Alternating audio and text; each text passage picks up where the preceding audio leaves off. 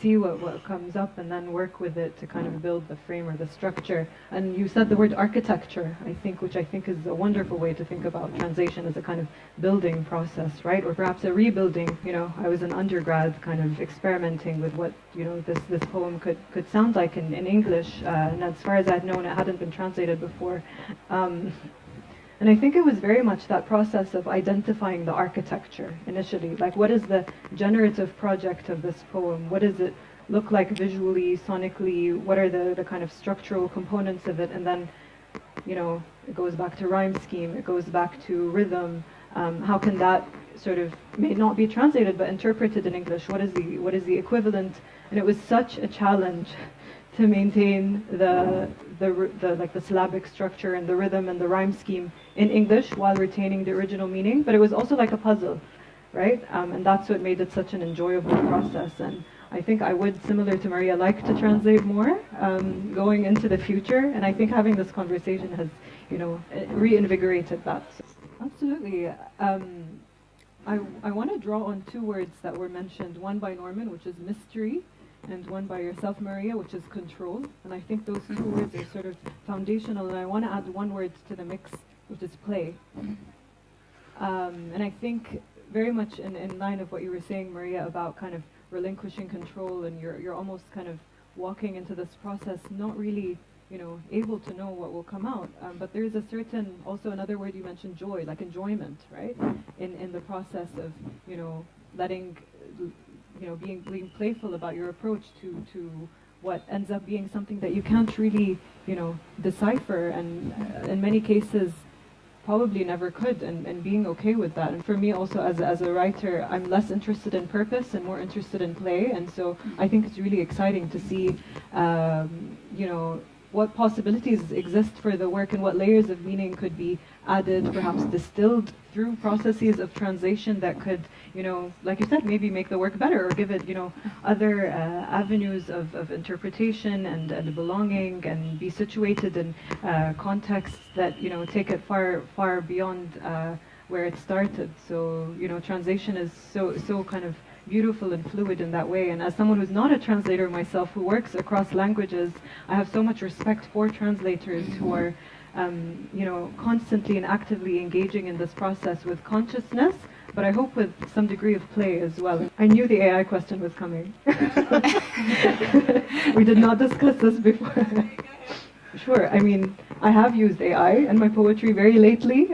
So my latest collection is called Al-Majaz, which in Arabic means metaphor, but the work literally translates to crossing, and it's all about my crossings across the pedestrian underpasses of Abu Dhabi and Dubai in the UAE, and thinking about the way language travels through a city. And so as part of that work, I really stretch the capacity of what I'm able to do with the languages that I know, and work with the discomfort that I have around language, and use it as generative. Whatever fear I have about, for example, experimenting and stretching the Arabic language, I use it as productive. And so I put some of the language that I had through natural language processing software through what I call a transduction process, which is a term created by American linguist Michael Silverstein.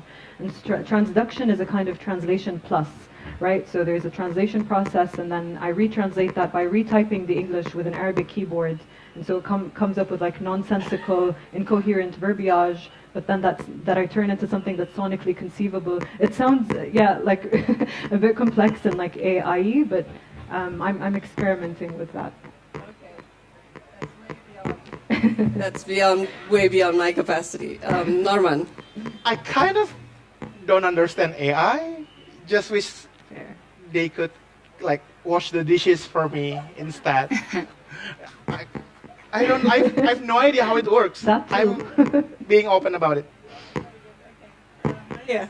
Well, I agree with the dishes part. Said, especially on intuitive understanding the musicality, I think is very important for Arabic as well, considering how, as Edward Said likes to say, athletic the language is, and how kind of, you know, musical and rich it is. But also I think, I mean, everything you mentioned, Isna, in terms of mastery of both languages is super important, and understanding of the writer and what they would like to convey. But also I think a really deep and nuanced understanding of the context, and that includes perhaps dialects.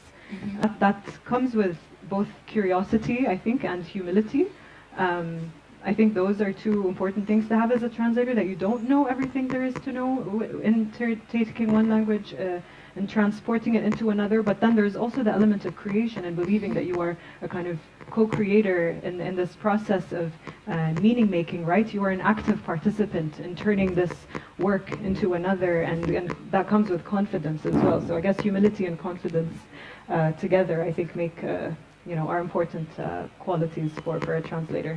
I think to me, global literature is literature that stands the test of time, and literature that maintains its cultural relativism, but is also able to kind of be universal and speak to these many themes. And I guess one could take more of, I guess, a Damroshian approach to global literature of thinking about it as a kind of product of a system of exchanges between the host culture and the culture of origin, and kind of a product of that co-creation that ends up being what we now consider to be global literature. But also, to me, I think global literature is literature of the people, literature of the everyday, and a lot of the time it's literature that doesn't actually make it into the canon of global literature that I consider to be global and universal. Choose to keep something that's onomatopoeic in Arabic, it will stay in its original script, even in the translation, because sometimes you can't really translate some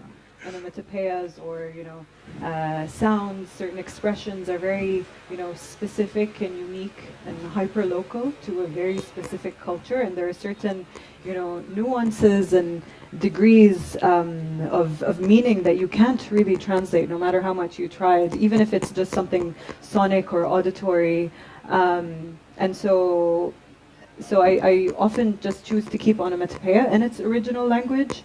But then another thing I think about a lot is sound as language. And in House to House, for example, one of the tools that I used was including language from around the interview. So not just the language that I collected speaking to the people that I had the pleasure of having conversations with, but also things that were happening around the interview context, like the sound of the static of the TV, the clinking of cutlery. All of that sound was language to me, and somehow made it into the poetry to kind of take you out of the poetry experience and to kind of illuminate the reality of the interview context, because a lot of the time I use onomatopoeia to kind of create an effect that I call like anti-nostalgia, or a de-romanticization or de-exoticization of storytelling, but kind of really illuminating the textures and realities of the presentness of the moment. And so onomatopoeia is a kind of a click moment, understanding my limitations of working within another language that belongs to a different culture than mine, but also kind of being gentle with myself and letting myself kind of loosen up in the translation process, rather than being so rigid about maintaining a translation that's kind of more direct or more kind of, because it's my own work, I want to interpret it as faithfully as possible, but to kind of let it be loose and open to the kind of mystery we were talking about earlier, and the playfulness and the surprise, and giving myself the same grace that I would to a translator, or trust even.